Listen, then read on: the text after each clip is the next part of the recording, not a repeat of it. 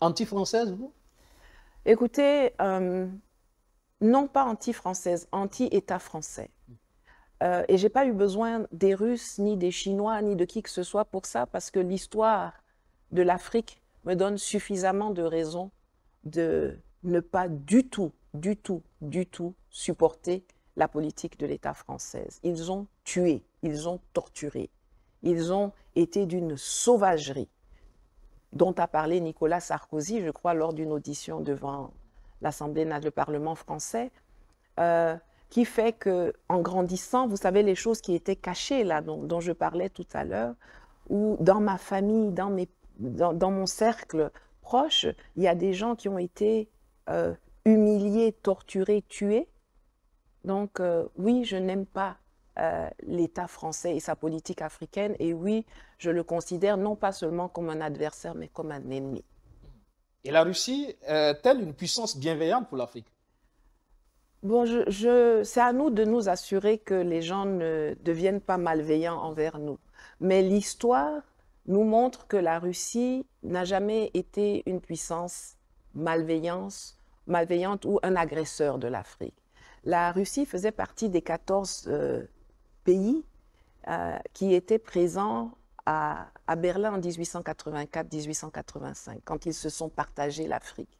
Il n'y a pas un morceau du territoire africain qui a appartenu à la Russie. Ça ne l'intéressait pas.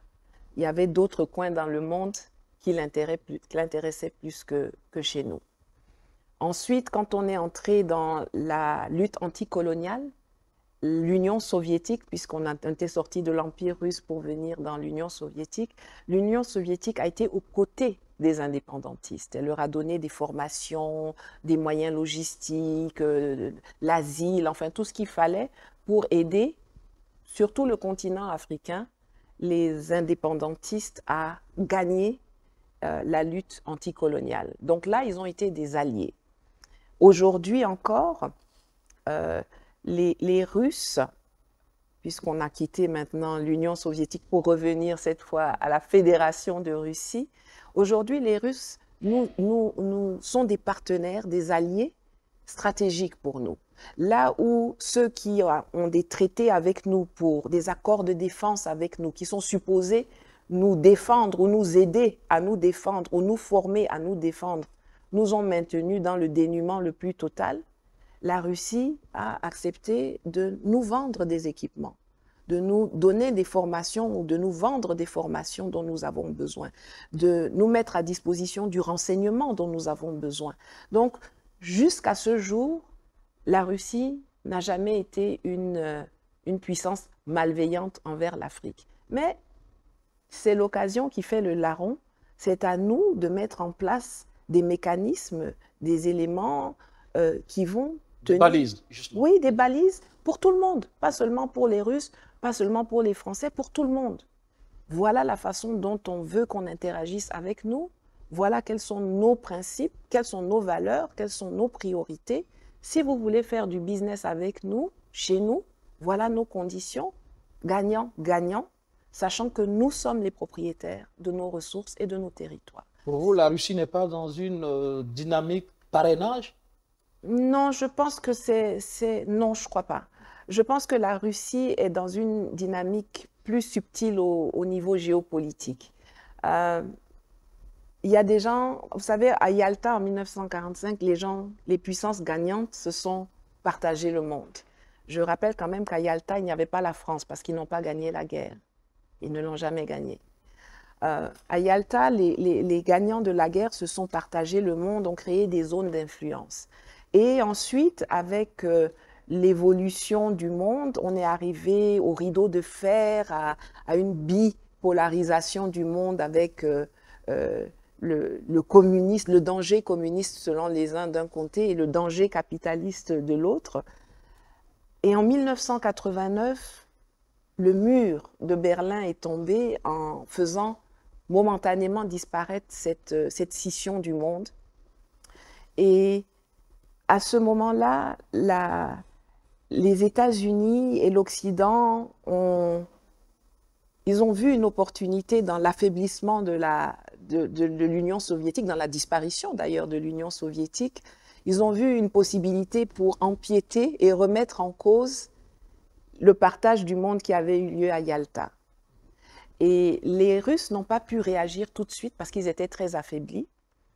Et ils ont attendu, et il a fallu là-bas en Russie, comme ici au Burkina ou comme au Niger et au Mali, qu'il y ait un leader qui arrive et qui ait de l'ambition et de la conviction pour son pays, qui prenne son mal en patience, qui redonne de la force à son pays pour à un moment donné dire, à partir de maintenant, vous allez respecter nos limites, vous vous êtes avancé jusqu'ici, mais si vous continuez, nous aussi on va aller vous déranger dans vos théâtres, dans vos zones d'influence.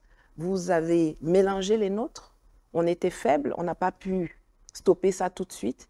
Aujourd'hui, on a pris des forces, on est debout, et non seulement on va se défendre contre vos agressions, mais on va aussi aller Niagami, vos zones d'influence là. Comme ça, vous allez voir ce que ça fait. Et c'est dans ça qu'on est. Et c'est pour ça qu'il est très important qu'on ne se blague pas, comme j'entends souvent les gens dire dehors, oui, mais les Russes vont faire notre palabre. Non. Personne ne fera notre palabre si ce n'est pas nous-mêmes. Les Russes sont des alliés. Pour éviter notre aliénation. Oui, et puis, bon, les Russes ne sont pas... Ils ont leur territoire à défendre, ils ont leur palabre à mener. Et ils ont leur intérêt aussi. Ils ont leur intérêt. Ils sont dans les mines, par exemple. Oui, ils sont dans les mines, mais ils ont aussi des mines chez eux. La Russie, c'est le plus grand territoire de la Terre. Et il y a tout là-bas. Quand j'entends qu'on dit que les Russes sont dans les mines, ils ne sont pas dans les mines parce qu'ils nous volent les mines, comme c'était le cas des autres colons qui venaient pour piller. Ils sont dans les mines peut-être parce que, comme nous sommes dans une aliénation économique et monétaire, pour acquérir du matériel, on a besoin de leur... On ne veut pas qu'ils nous fassent des dons. On veut acheter notre matériel. Mais on avait le troc avant qu'il y ait le franc CFA. Donc, on peut prendre, c'est nos mines. Si on veut, on dit, bon, pour cette mine-là, on l'évalue à temps. Si vous nous livrez ça et ça, vous pouvez prendre ça en échange. C'est du gagnant-gagnant. C'est du gagnant-gagnant. Bah oui. D'accord.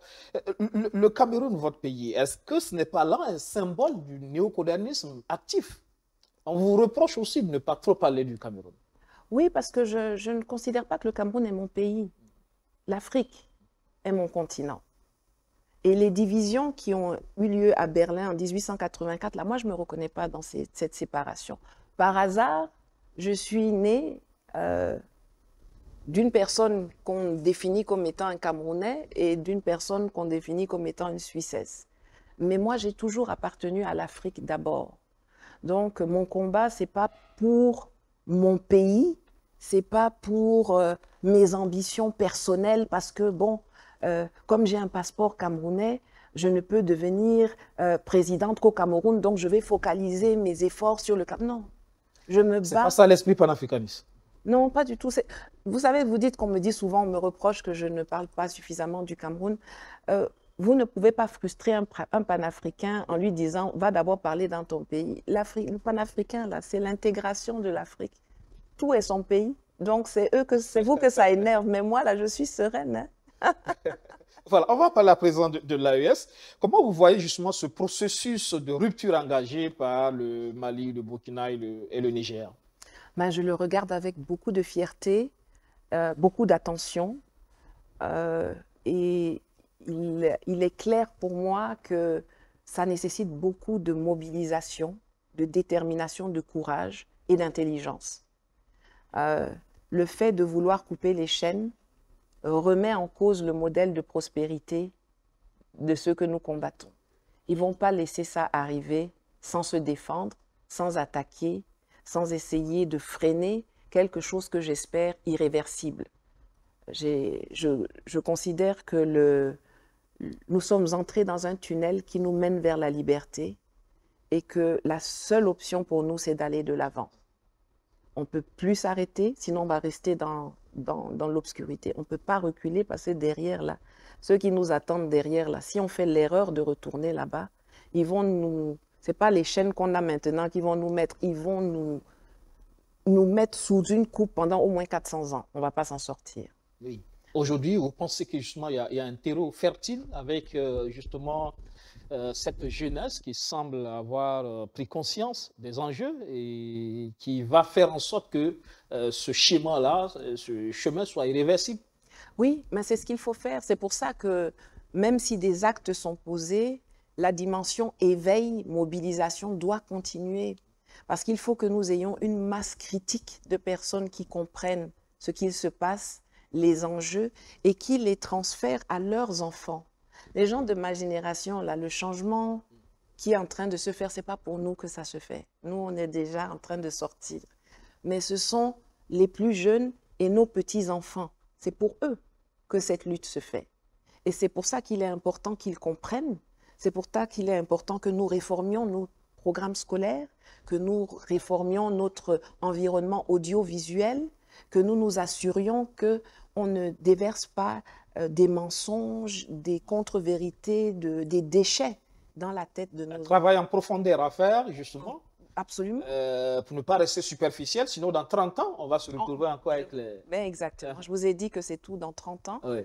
On va se retrouver de nouveau avec des gens qui sont assis dans un fauteuil rouge et dans un fauteuil blanc et qui parlent de quelque chose qui aurait dû être consolidé depuis longtemps déjà. Et vous parlez justement du système éducatif, c'est important.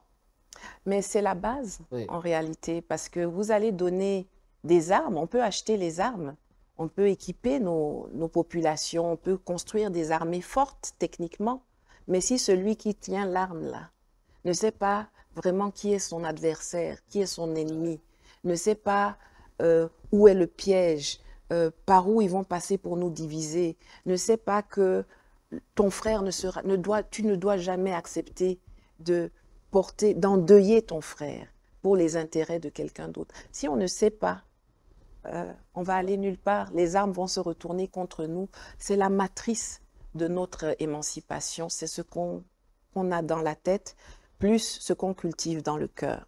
C'est ça qui va faire notre force. Construire les consciences à travers un système éducatif adapté qui a comme socle justement nos valeurs, nos cultures. Absolument. Oui. Et pour construire l'homme africain. Construire, oui. Définir même quel Africain nous voulons être. Parce que l'Africain que nous sommes aujourd'hui, c'est les autres qui nous définissent. On nous dit que nous sommes pauvres avec moins de 2 $ par jour. Qui a dit ça? Qui définit l'indice? Qui définit l'indice? Qui définit la somme? Pourquoi nous, on est pauvres avec moins de 2 $ par jour et d'autres sont pauvres avec moins de 1 000 € par mois? Pourquoi? Pourquoi il y a cette différence? Quand vous allez dans nos villages, il y a des gens qui n'ont pas 2 $ par jour, mais ils mangent à leur faim. Ils arrivent à se soigner parce que nous avons des plantes, nous avons des connaissances qui nous permettent de soigner nos maux de façon traditionnelle. Donc, c'est quoi la pauvreté? Nous-mêmes, nous allons dire qu'un homme africain moderne, c'est quoi? Est-ce que c'est quelqu'un qui a plus de 2 $ par jour? Est-ce que c'est quelqu'un qui porte un costume ou une cravate? Ou est-ce que c'est quelqu'un qui ne doit pas faire plus de 2 km pour aller au centre de santé et se soigner correctement? De pas plus de 3 km pour aller à l'école et se former correctement? C'est à nous de mettre en place nos historiens, nos sociologues, nos économistes, nos artistes, nos penseurs et de réfléchir quel Africain voulons-nous être et d'imposer cette image-là, ce que nous allons définir là, de l'imposer aux autres, que ça leur plaise ou non. Oui. Et vous pensez que l'AES aujourd'hui représente quoi dans l'histoire récente de l'Afrique? Mais l'AES, pour moi, c'est le premier embryon d'intégration africaine des peuples. Parce que tout ce qui est créé, tout ce qui existe aujourd'hui, l'Union africaine, la CEDEAO, la CEMAC, le CENSAD, la SADC, enfin, toutes ces choses-là, c'est l'intégration des États, dans le meilleur des cas. Et on a vu que ces États ont été créés artificiellement par des gens en notre absence. Généralement, c'est même plus l'intégration du syndicat de malfaiteurs qui est à la tête de nos États. C'est eux là qui se réunissent et puis ils font des choses. Mais ça n'a jamais été l'intégration des peuples. Et l'AES aujourd'hui, c'est vraiment la première expérience d'intégration venue du bas, de la volonté des peuples de s'unir, où on met l'intérêt des peuples en avant, Moi, je suis arrivée au Burkina il y a maintenant une semaine. Avant ça, j'étais pendant plusieurs semaines à Niamey. Je voyage beaucoup dans la zone. Je vois l'impatience que les gens dans la rue, dans les universités, dans les marchés, dans les salons, l'impatience que les gens ont de dire on veut devenir un peuple, un pays, un État. Et pour moi, ça va être le socle sur lequel on va vraiment pouvoir construire la première vraie intégration africaine de l'histoire. Oui, avancer, parce qu'il y a encore ces frontières artificielles qui font que le Burkinabé, pour arriver au Mali, et au Niger, etc., il y a encore quelques difficultés. Mais c'est pour ça qu'il faut qu'on prenne. Eux ont pris leur bic pour faire des frontières. Nous, on doit prendre nos gommes et gommer ces frontières-là. C'est pour ça que je plaide vraiment de façon très lourde pour un État unitaire. Il faut faire sauter les frontières intérieures de l'espace AES, construire un État où les gens vont pouvoir partir de là jusqu'à là, de là jusqu'à là, sans avoir à subir des contrôles de police, des escroqueries aux frontières, etc. Je veux dire, l'intégration africaine auquel on aspire va nécessiter de notre part un changement de mentalité. Il va falloir que tout un chacun, on comprenne que aimer nos pays, ça veut aussi dire ne pas être ni le corrompu ni le corrupteur. Ça veut dire qu'on doit enseigner à nos enfants de ne pas jeter les papiers par terre, de ne pas uriner dehors, de ne pas voler. Et puis, c'est pour ça que je dis c'est plus la génération qui nous suit qui va pouvoir pleinement vivre le changement auquel nous travaillons. Mais sans l'État unitaire, ça va être difficile d'y arriver. En un an, un peu plus d'un an, même pas un an, on est passé de 3 pays à une confédération. Donc bientôt, on fêtera, il y aura le prochain sommet des chefs d'État de la confédération AES. J'espère que dans un an, on pourra parler de la fédération du Liptako. La fédération du Liptako, un souhait en tout cas que vous appelez. Et pour réussir tout cela, c'est vrai, l'unité, la souveraineté, c'est aussi la question de la monnaie. C'est important aussi, non? Oui. Est-ce que vous pensez qu'après la CEDEAO, logiquement, les pays de l'AES devraient sortir de l'UEMOA? Je pense que c'est pas seulement moi qui le pense, je pense que tous nos chefs d'État le réaffirment, leur volonté, ont identifié la monnaie qui existe actuellement comme étant quelque chose qui ne nous permet pas de nous développer. Et chacun des chefs d'État l'a déjà sans complexe évoqué. Donc oui, absolument. Et je suis absolument convaincue que c'est un chantier sur lequel il est travaillé en ce moment. Mais on crée une monnaie pour aller vers le progrès, pas pour échouer. Donc il y a des bases à mettre en place.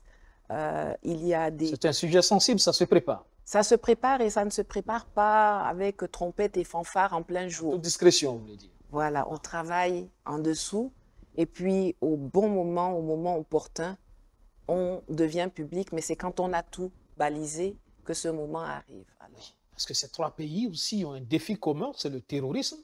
Mais il est clair aussi que la souveraineté politique et économique devrait être pour vous, c'est un préalable pour la victoire contre le terrorisme? Bien sûr, c'est-à-dire il faut avoir les moyens de lutter contre le terrorisme. Le terrorisme, ce n'est pas une guerre conventionnelle, c'est une guerre asymétrique.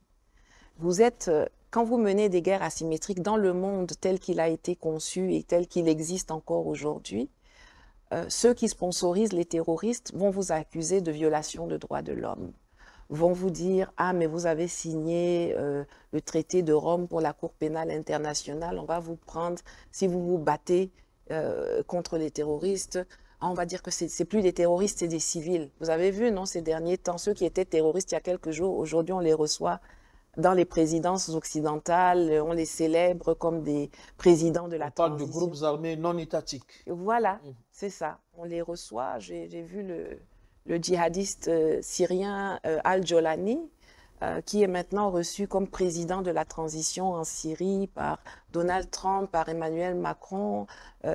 Mais nous, nos gens qui luttent contre les Al-Jolani, là, locaux, bon, eux, on les menace de les envoyer à La Haye, on essaye de les faire assassiner. Donc, il y a tout un contexte géopolitique international dans lequel il faut aussi manœuvrer. Il faut avoir les moyens de s'équiper pour lutter contre le terrorisme. Il faut avoir l'influence nécessaire pour faire comprendre à ceux qui sont partie prenante dans cet écosystème terroriste que soutenir les terroristes ou financer les terroristes, c'est pas bien. Nous sommes d'État à État, nous pouvons gérer les choses différemment. Il y a tout un écosystème dont il faut tenir compte, mais ça ne doit pas empêcher le travail sur la monnaie d'avancer parce que, je veux dire, rien qu'en Afrique, il y a 54 pays, bon, nous voici 14, tous les autres là, ils gèrent leur monnaie. Il y a du terrorisme qui touche aussi d'autres pays qui gèrent leur monnaie et qui font ce qu'ils peuvent sans en plus se poser la charge de ne pas avoir la flexibilité de pouvoir utiliser un instrument de souveraineté pour se donner plus de moyens pour mettre fin à cette agression terroriste. L'économie, c'est un outil de souveraineté. L'économie c'est un domaine de développement surtout, et au sein du domaine économique, pour financer l'économie d'un pays, pour financer un État, on a en fait, comme les humains, il y a deux pieds. Il y a le pied budgétaire et le pied monétaire. Et dans le pied budgétaire, vous avez un État qui est rigoureux, qui fonctionne bien, va essayer de collecter l'impôt, va financer son fonctionnement à travers la collecte de l'impôt. Donc, pour collecter beaucoup d'impôts, qu'est-ce qu'il va faire? Il va s'assurer que ces populations s'enrichissent et que donc la taxe qu'il perçoit chez eux sous forme d'impôts, sous forme de taxes, etc., bon, ça soit conséquent. Mais nous, on a une économie informelle où chacun se débrouille, où l'impôt par ceux qui sont riches n'est pas payé. Donc, le pied budgétaire, là, il est un peu bancal. Et pour essayer de le redresser, on va chercher la dette. On va s'endetter à l'extérieur pour pouvoir faire fonctionner l'État. Donc, ce pied-là, il est malade. Il n'est pas chic. Et puis, le deuxième pied, là, c'est la monnaie.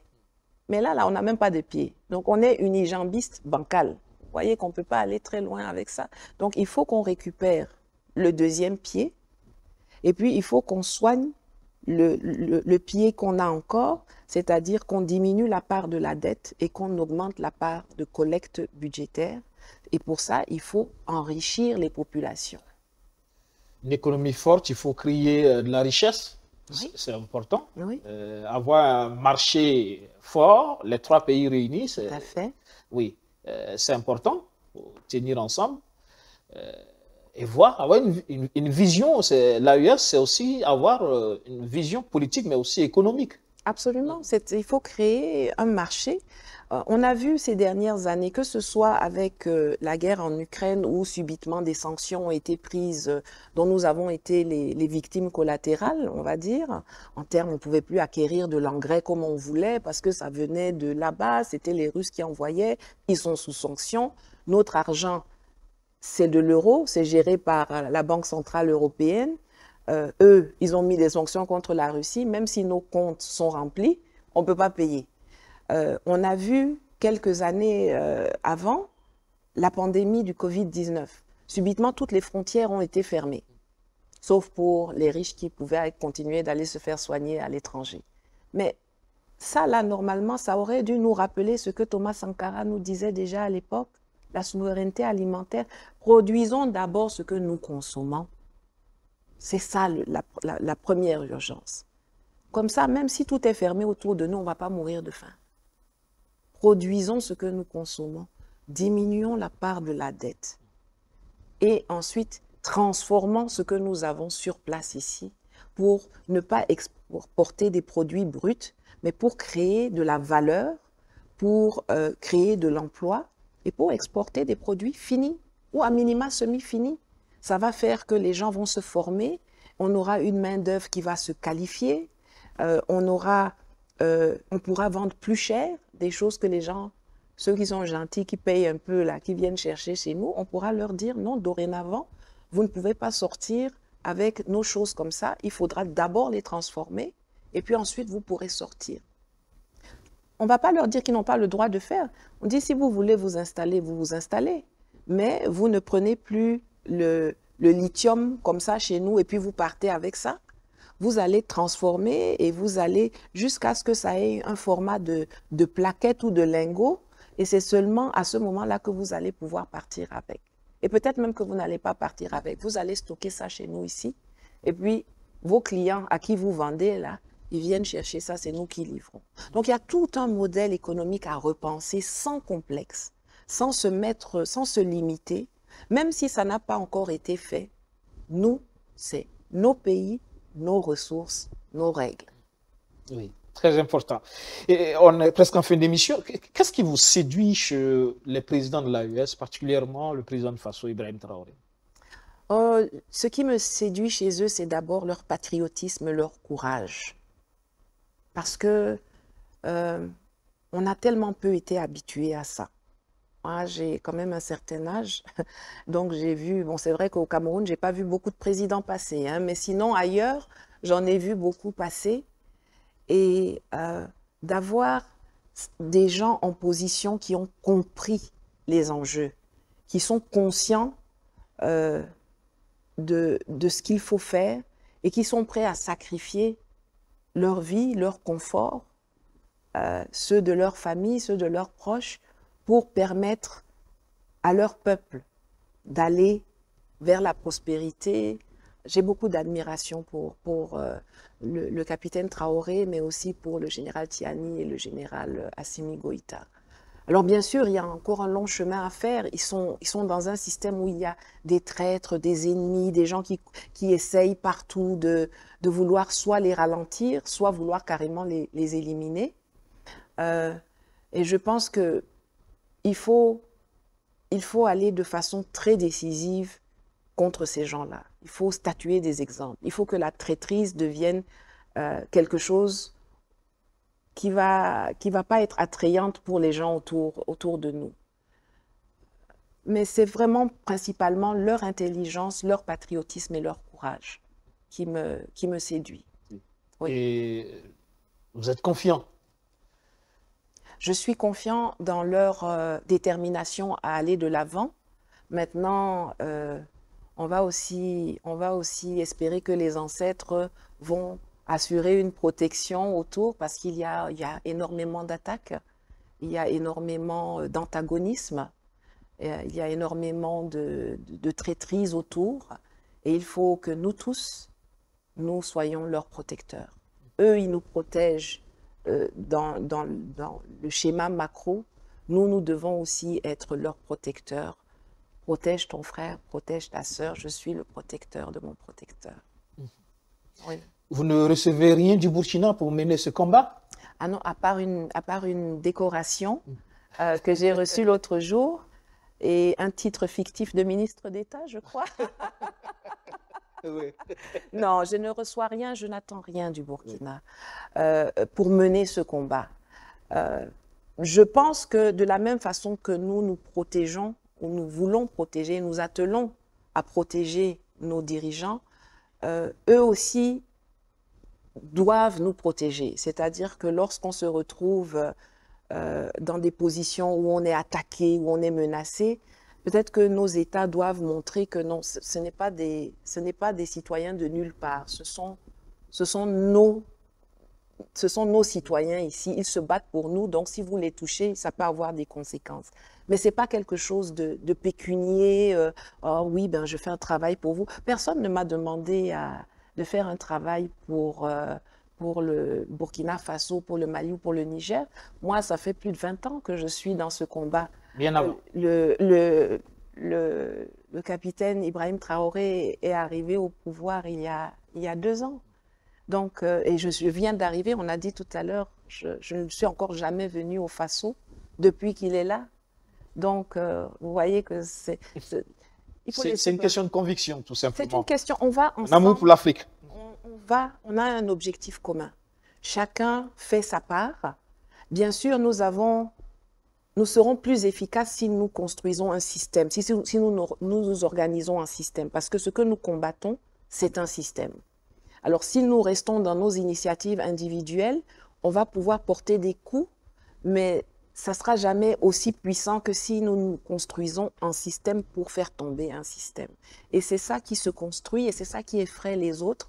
Et c'est pour ça qu'on vient sortir des choses, oui, ils sont payés, ils font ça parce qu'il y a de l'argent. Non. C'est du dénigrement tout simplement. C'est du dénigrement, c'est... Voilà, c'est... Mais bon, on est Vous êtes habitué à ça maintenant. blindé. Ça coule. Alors, pour terminer, quelle est votre plus grande peur pour le continent? Ma peur, c'est que on ne soit pas suffisamment conscient de l'urgence de la situation dans laquelle nous nous trouvons. Le monde est en recomposition. On le voit avec ce qui se passe en Ukraine, au Moyen-Orient, l'arrivée de Donald Trump, le retour de Donald Trump à la tête des États-Unis. On voit comment tout est en train de bouger. Et on était dans un monde, dans l'élaboration d'un monde multipolaire, avec les BRICS, et on a cette opportunité-là. Mais si on ne fait pas attention, si on n'agit pas vite, si on ne se relève pas rapidement pour montrer aux autres que nous sommes des gens debout et nous avons notre place à la table des négociations, le monde multipolaire va se limiter à un partage entre grandes puissances. Ça ne sera plus le monde unipolaire dirigé par les États-Unis, ça ne sera plus comme à la guerre froide les États-Unis et la Russie, mais ça sera peut-être la Chine, l'Inde, la Russie, avec les États-Unis qui vont s'asseoir et qui vont se dire, bon, je ne parle pas de l'Europe parce qu'eux, ils sont comme nous là, ils sont par terre, personne ne les calcule, mais il faut qu'on évite ça, il faut qu'on travaille vite, bien, pour s'assurer que nous soyons dans cette négociation, dans ce design du nouveau monde multipolaire. Sinon, on va rester encore dans un no man's land qui ne va pas nous arranger. Et on termine par votre plus grand espoir. Ben, que l'AES devienne très rapidement la fédération du Liptako, que l'intégration réussisse, que la lutte contre le terrorisme soit un succès et que l'espace AES ne soit plus un espace que l'on traverse pour aller chercher son bonheur ailleurs ou que l'on fuit pour aller chercher son bonheur ailleurs, mais que ça devienne la destination de rêve de tous les jeunes, destination finale de rêve de tous les jeunes du continent et d'ailleurs dans le monde.